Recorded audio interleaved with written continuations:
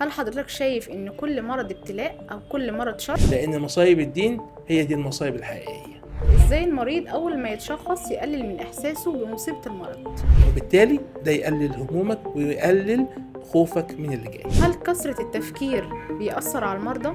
في أمراض أخطر من المرض اللي عندي.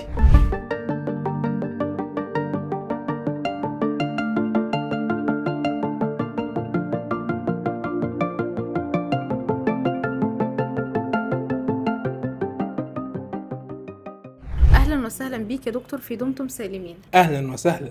دايما حضرتك بتقول لنا إننا بنتعلم كتير جدا من المرضى الروماتيزم بتوعنا، صحيح، وكمان علمتنا إن التعامل مع التوتر مهم جدا في علاج الأمراض الروماتيزمية. من أهم الحاجات.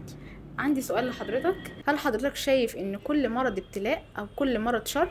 لو كل مرض شر ما كانش الأنبياء كانوا أكثر الناس ابتلاء، وما كانش عندنا نبي زي سيدنا أيوب قعد 14 سنة عنده شلل رباعي.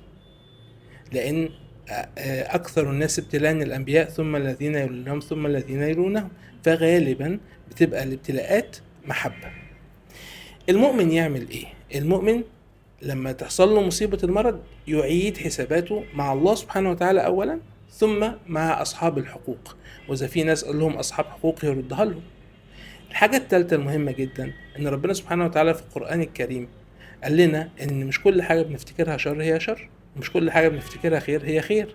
السنة النبوية كمان علمتنا إن عام الحزن اللي هو توفى فيه السيدة خديجة وعم النبي عليه الصلاة والسلام هو كان عام الإسراء والمعراج، وبالتالي منتهى الشر كان فيه منتهى الخير ومقابلة الله سبحانه وتعالى.